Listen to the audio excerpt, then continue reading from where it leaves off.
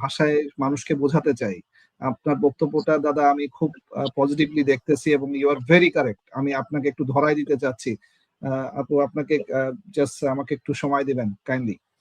আমি এখানকার যে থানায় আন্ডারে এই ঘটনাটা ঘটেছে ভালুকা, সেই থানার ওসির নাম হচ্ছে মোহাম্মদ হুমায়ুন কবির। আমি নামগুলো খুব স্পষ্ট বলবো দর্শকের জন্য, আজকের এই কথাগুলো আপনার খুব স্পষ্ট মনে রাখবেন এবং আমাকে ফলো করার চেষ্টা করবেন যে আমি আপনাদেরকে একটু ধরাই দিতে চেষ্টা করবো ওনার বক্তব্যটা কতটুকু কারেক্ট। আপনার আমার আগের যে বক্তা বলেছেন উনি অ্যাবসলিউটলি 100% কারেক্ট। কেন কারেক্ট আমি আপনাদেরকে একটু প্রমাণ সহকারে ধরাই দেই। না সেটা শুনবো মেহেদী ভাই, কিন্তু আমার কথা হচ্ছে যে উনি যে বলছেন যে ভারত আমাদের দেশের লোকজন কি করে। আমি এইটাই প্রমাণ দিচ্ছি, আমাকে একটু সময় দিবেন কাইন্ডলি, কারণ আপনাদের বক্তব্যটা উত্তেজনামূলক হয়ে গেলে মূল জিনিসগুলো হারায় যায়। আমাদের দর্শকরা তারা শোনার জন্য আগ্রহ আগ্রহে আছে যে মূল ঘটনা কি ঘটেছে, কেন ঘটেছে, এটা একটু বলার জন্য সুযোগ দেবেন। আমি কিছুক্ষণ ওনাকে ফলো করেছি আর আমার কাছে কিছু তথ্য আছে, আমাকে একটু বলার সুযোগ দেন কাইন্ডলি কাইন্ডলি। আপনারা খুব ধৈর্য সহকারে শুনবেন। মোহাম্মদ হুমায়ুন কবির ওসি, তার নামে একটা অ্যালিগেশন আছে। উনি 2000 থেকে 2002 সালে ছাত্রলীগের সিলেটের কোন একটা ইউনিয়নের ছাত্রলীগের প্রধান ছিলেন। নাম্বার 1, যে ঘটনাটা উনি বর্ণনা করলেন আমার আগের বক্তা, absolutely this is the right ঘটনা। ঘটনাটা ঘটেছে খুব সিম্পলি টাকা লেনদেনের ঘটনা নিয়ে, কোনো ধার্মিক বিষয় ছিল না। এই ধার্মিকতাটাকে ছড়ানো হয়েছে কিছু ব্যক্তিকে দিয়ে স্পটেড করে। এটা একটা ঘটনা যেটা বানানো হয়েছে মানুষকে উত্তেজিত করার জন্য। অ্যাবসলিউটলি এটা ধার্মিক করা হয়েছে কোনো একটা ইন্টেলিজেন্স অর্গানাইজেশন অথবা একটা সংগঠিত গোষ্ঠী এই ঘটনাটা ঘটিয়েছে একটা নৃশংসতা দেখানোর জন্য, যে বাংলাদেশের মানুষ নৃশংস। সারা বিশ্বের কাছে প্রমাণ করতে হবে যে তারা ধার্মিকতা নিয়ে নৃশংস। এটা অ্যাবসলিউটলি একটা মেক স্টোরি, যেটা দিয়ে আমরা বোকার মতো এই জায়গায় আমাদের জনতাগুলো খুবই বোকা। তারা ভিডিও করতেছে কিন্তু তারা থামাচ্ছে না। যে আমার আগে একজন বক্তা বলেছেন যে নৃশংসতা দেখতেছে তাকায় তাকায় কিন্তু থামাচ্ছে না, কারণ তারা বুঝতেছে না যে এই একটা ঘটনা দিয়ে সারা বিশ্বের কাছে বাংলাদেশকে প্রমাণ করা হবে যে বাংলাদেশ একটা হিংস্র জাতি এবং তারা ইসলামিক বা এই উগ্রবাদী তাদের বিশ্বাসী এবং তারা এটা করতে যাচ্ছে। এটা গতকালকের বা পরশু দিনের হাতির ঘটনার সাথে এটা লিঙ্কড। আপনারা একটু বোঝার চেষ্টা করবেন, আমি কয়েকটা নাম বলতে চাই। এর আগের আপনি আরেকটা জিনিস বলেছেন, সেটা হচ্ছে প্রথম আলো এবং ডেইলি স্টারকে পোড়ানো হয়েছে। প্রথম এবং ডেইলি স্টারের যদি পোড়ানোর মধ্যে আপনার নিউজটা দেখেন যে ওখানে লেখা হয়েছে শর্ট সার্কিট হয়ে পুড়ে গেছে।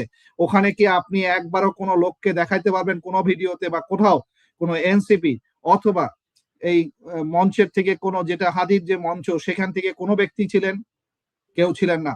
তাহলে এটা কারা পুড়িয়েছে? অ্যাবসলিউটলি কোনো একটা সংগঠিত দল পুড়িয়েছে। এবং এই দলটার আসলে মোটিভেশনটা কি? এরপরে আসি, আপনি ছায়ানট পুড়িয়েছে। ছায়ানটে পুরানোর মধ্যে আপনি কোনো মানুষকে দেখাইতে পারবেন কোনো ভিডিওতে যে এই ছায়ানটে কোনো ছাত্র আন্দোলনে কোনো ব্যক্তিরা উপস্থিত ছিল? ছিল না। হাদির কোনো ইনটিউশনের জন্য হাদির রিলেটেড যে মঞ্চ সেখান থেকে ইনকলাব মঞ্চ থেকে কেউ যে এখানে পুড়িয়েছে? না। তাহলে কারা পুড়াচ্ছে? একটা নির্দিষ্ট গোষ্ঠী ব্যক্তি পুড়াচ্ছে। এগুলো সবগুলো প্রেসক্রিপশন, প্রত্যেকটা একটার পর একটা প্রেসক্রিপশন। হাদির যে বর্ণনাটা স্যার দিয়েছেন যে তাকে একদম ট্রেন সোলজার দিয়ে ট্রেনিং করানো হয়েছে এবং সেই ট্রেনিং দিয়ে তাকে হত্যা করা হয়েছে, ট্রেন একটা অ্যামুনিশন এবং একটা আর্মস দিয়ে। তার মানে হচ্ছে এটা একটা সংগঠিত চক্র, একটার পর একটা ঘটনা ঘটাচ্ছে। তাদের লক্ষ্যটা কি? তাদের লক্ষ্য হচ্ছে 2026 সালে বাংলাদেশ যে গণভোট করতে যাচ্ছে বা ইলেকশন করতে যাচ্ছে সেটাকে ব্যাহত করা।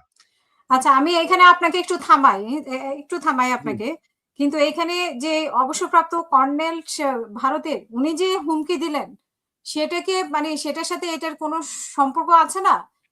উনি বলেছেন যে মানে এটা তো বোঝা যায় যে মাথায় না ঘাড়ে। তো আমরা কি এটার সাথে এটা সম্পর্কিত করতে পারি না? দাদা যে বললেন যে আমরা আমাদের দেশের ঘটনা আমরা কেন বাহিরে থেকে বলছে, বাহিরে থেকে লোক পাঠাচ্ছে আবার বাহিরে নিয়ে যাচ্ছে। তো আমি বাহিরে দেশের ভিতরে ঘটনা বলবো শুধু।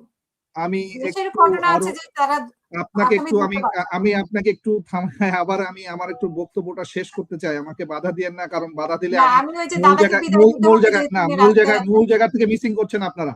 You guys are missing out. আপনারা মূল জায়গায় না যে ডানে বামে যে দেশটাকে একটা রসাতলে ফেলে দেবেন। ইউনূস সরকার যদি আজকে ব্যর্থ হয়ে যায়, আপনাদেরকে আমি বারবার বলেছি, আগের তো বলেছি যে আপনারা সকল জুলাই যোদ্ধারা বিভিন্ন রকমের বিপদে পড়তে যাচ্ছেন, এবং এই বাংলাদেশ একটা বিপদে পড়তে যাচ্ছে, এবং এই বাংলাদেশ যে বিপদে পড়বে তাতে লাভবান কারা? আমি আবারও বলতেছি, বাংলাদেশ বিপদে পড়লে লাভবান হচ্ছে ইন্ডিয়া। কারণ তারা চায় নাই যে তাদের হাত থেকে বাংলাদেশ বের হয়ে যাক।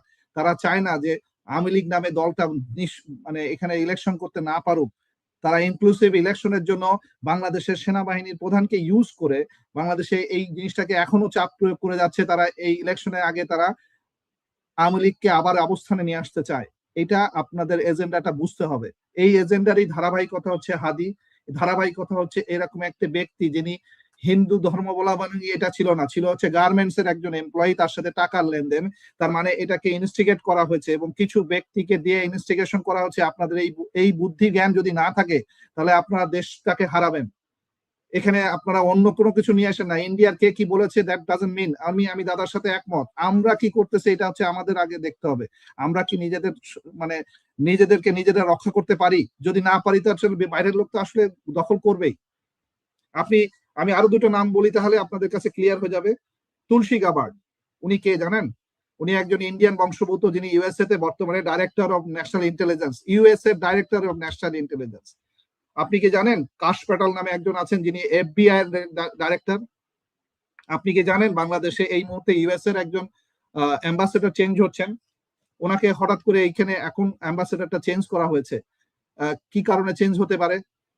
বাংলাদেশের পলিটিক্সটা অলরেডি জিও পলিটিক্সে পা দিয়েছে, এবং বাংলাদেশ যেহেতু সাউথ ইস্ট এশিয়াতে একটা নতুন বলয় তৈরি হচ্ছে, এবং এই বলয়টার মধ্যে যারা এইখানকার দাদাগিরি করতেন সেই ইন্ডিয়া, তারা তাদের দাদাগিরি হারাবে যেহেতু তাদেরকে এক্সপোজড হয়ে গেছে। যেটা আমি আমার আগের স্যার বলে গেছেন যে বিডিআর কমিশন যখন রিপোর্ট দিয়ে দিয়েছে যে এখানে প্রমাণিত যে তারা 2009 সালে আমাদের দেশে ঢুকে একটা স্পাইনাস করে 57 জন অফিসারকে নৃশংসভাবে হত্যা করে আমাদের দেশটাকে পঙ্গু করার চেষ্টা করেছে, এবং সেই পঙ্গুত্বের ধারাবাহিকতায় তারা 16 বছর তারা ক্ষমতা ধরে রাখছিল আওয়ামী লীগ নামে একটা শাসনকে দিয়ে। তো এই জিনিসটাকে আপনাদেরকে বুঝতে হবে যে আমাদের দেশে ডিএস্টেবিলাইজ করে ফেললে, এরকম একটা সিচুয়েশন দিয়ে করে ফেললে লাভ কার? লাভ হচ্ছে ইন্ডিয়ার। আপনারা এরকম বোকার মতো এই সকল বিষয়গুলোকে আপনারা আলোচনার মধ্যে নিয়ে এসে মূল জায়গায় না যেয়ে আপনারা বিভিন্ন জায়গায় চলে যান না। আমাদের ধার্মিকতার আজকের আমরা এত বছর দিয়ে প্রমাণ করেছি, আজকে নতুন করে প্রমাণ করতে হবে না যে আমরা একটা সাম্প্রদায়িক নাকি অসাম্প্রদায়িক দেশ। আমরা হিন্দু মুসলমান একসাথে থাকি, একসাথে সকল উদযাপন করি, এটা নতুন করে প্রমাণ করার কিছু নাই।